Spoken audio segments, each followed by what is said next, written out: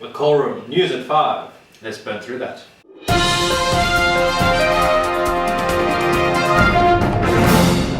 I'm Dax. And I'm Nick.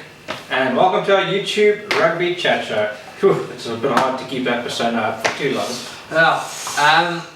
Seeing as though there weren't really many exciting games this weekend, well, when we say exciting, we mean international games, we're not going to do a panel discussion. We're literally just going to go through the news that's happened this week. Yeah, just basic little headlines that we've come across, but let's start with the Pro 14 tournament. Nothing that I've really watched this season, but some South African success. Well, relative success. Relative. We'll have the Cheetahs drawing their game, so it's not a loss, but it's not a win either. Nope. Sharing the spoils. But the really interesting thing was the Kings' domination of Gloucester. Yep, that was really, well, I wouldn't say it was an eyesore, but it was a bit of a gobsmacking result, considering that the South African teams have shown that they've kind of been the weakest link in the Pro 14. And given that the Kings are actually leading by 20 points to 0 at stages of the game, granted, they did tire in the second half, which allowed Gloucester to creep up a little bit, but you know what, great for the Kings, registered a win. Now they only have to win one more game, and they've already had a more successful season than last year. Yeah, so pretty much. So, all kudos to them, really. And this brings us up to Currie Cup. Currie Cup, well, sticking with the Cheetahs, Yeah, they lost. again. Again. It is becoming quite sad for them, but I think it's the depth that's becoming a problem. Having to split the squad into two, I think going forward the Cheetahs must actually work something out in terms of if they're going to have a stronger 15 in the Pro 14 and vice versa. I mean, it's a good blooding and depth creation for them, but it's hurting them really a lot in both formats. Yeah. Lions, 2 losses on the trot. The team that set the South African Super Rugby format alight, having reached the finals for the 3rd year in a row, floundering and faltering in Currie Cup. Again, just showing that depth seems to be an issue with their Springboks not taking part in a lot of the Currie Cup games. They're just not really fronting up. So maybe something for Swayze the Brain to look at going into Super Rugby is analysing that depth and seeing if we can foster younger talents coming through so that we're not so reliant on certain players. Yeah. The Sharks, a lot stronger in the day, having Robert de Pre, who had a good game, 17-point haul on that outing. Sharks a little bit more physical, a lot more dominant in this match, which goes to show. And then Western Province, the trendsetters for this year's Currie Cup, still unbeaten. 6-3 tri-fest against the poor groupers. So I have to say that this is largely because one of Dobson being the head coach. I think he's a much better coach than Robbie Fleck, and I think he's simplified his coaching structures. He literally just has himself, and he has 2 assistants and a conditioning coach. Yeah, and the assistants are split up forwards and backline. Yeah, but I mean, not only is there a simplified coaching structure, but this lends to the fact that I think Western Province should look at the coaching structure for the Stormers next year. They want to win 2019. Get Dobson kind of helping out Robbie Fleck a little bit. Get some of those ideas, get a little bit more structure into the Stormers coaching squad. But I mean, this was also a tester for Willems at the number 15th berth at the request of Rassie Erasmus this week. Yeah, he had a good game there. But sticking with Western Province, we now have official word that Newlands will no longer be a rugby stadium that is used by Western Province and the Stormers. Yeah, after 2019. After 2019, so much speculation around that. They have now officially come out to say that it is cheaper for them to rent out Cape Town City Stadium than to maintain Newlands, which is sad, but given the economic climate right now, it's understandable, and talks are that the land that Newlands is on is going to be redeveloped into some other form. Or hopefully kept as a bit of a heritage site. It is, as far as I know, the oldest rugby stadium in Africa. And the second oldest in the world. And the second oldest in the world. So let's hope that it's preserved as a heritage site in some ways. It has to. I mean, I can't think of anything else. I mean, Anfield Road, like Anfield for soccer. I'm trying to think of England. But then those stadiums are still used. Yeah. If But I Newlands mean, isn't going to be used, well, we'll see what gonna be- happens, but Anyway. it has to make some. So nobody was surprised, has to come up with something. And then moving on to the Rugby Championship, Rico Ione just re-signed a deal with New Zealand Rugby, making him the highest paid rugby player in New Zealand as Well. it stands, $1 million New Zealand dollars a year. Well, he's got the talent. He is a try-scoring machine, Yep. and he's probably one of the most dominant wings in world rugby right now. 18 tries and 18 tests. So yeah, I mean, who would want to let him go? Yeah, and it's a good move retaining him in New Zealand, given their selection policies that if you can't play, if you're playing outside of New Zealand, you're not eligible.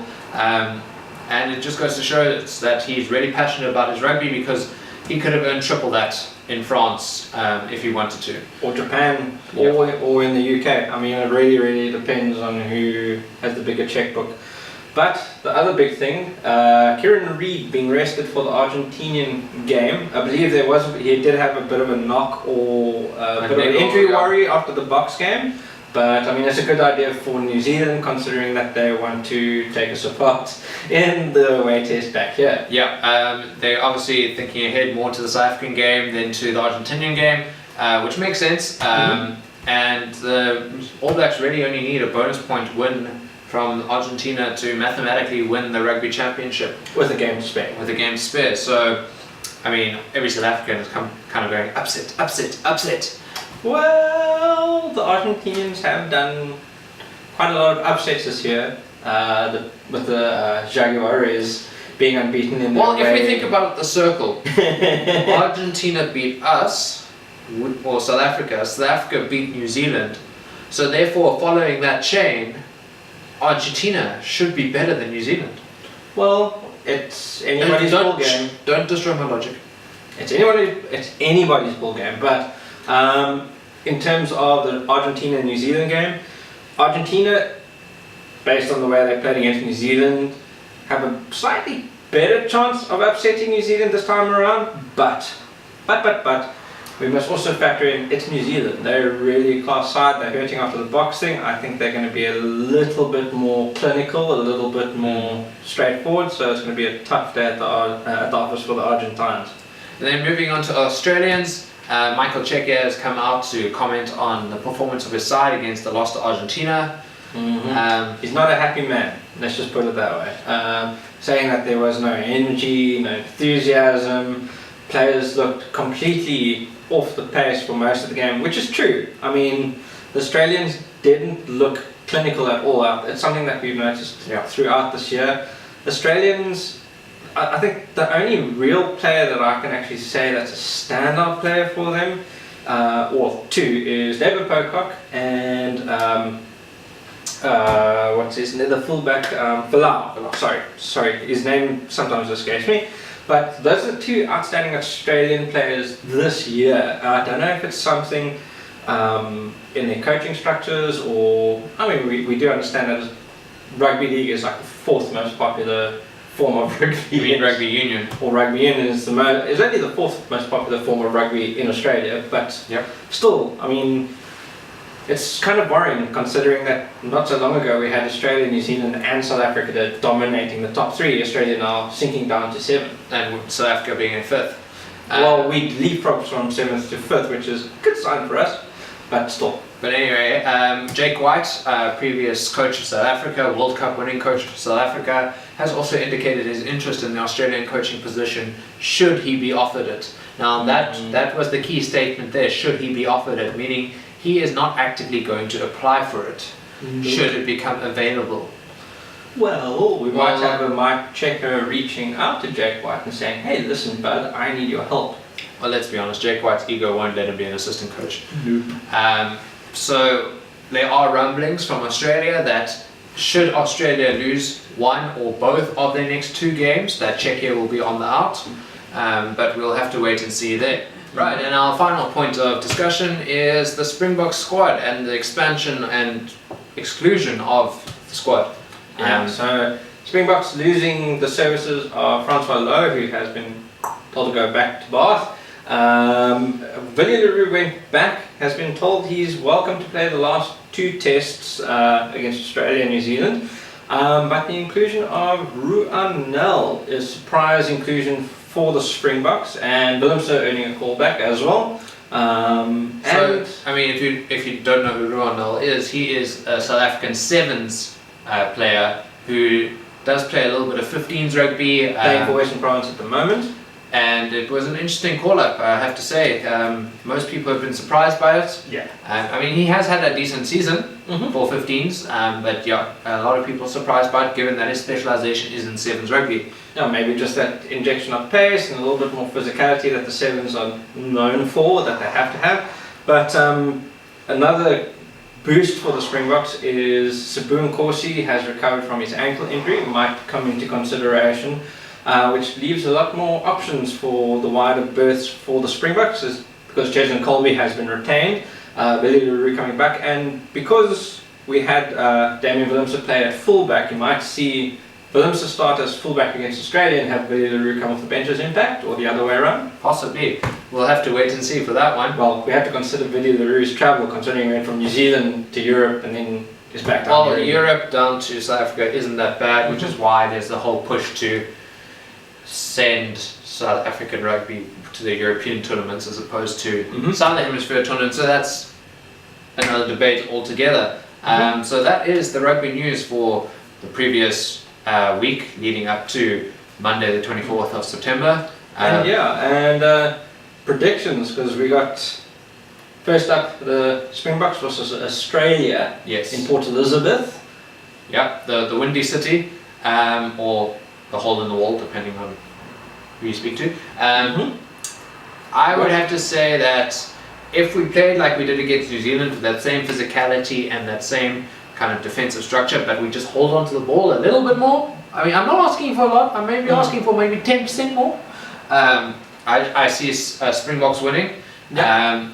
Bear in mind, Australia are hurting a lot. Well, I think in terms of the way they played against Argentina, Springboks on the high after that All Black game, I think we're going to be a little bit more physical. I think we've learned a lesson.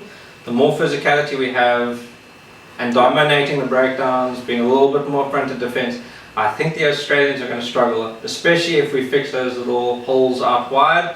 I think this would be ours. I was hoping that we'd win by about 10 to 14 points on this one.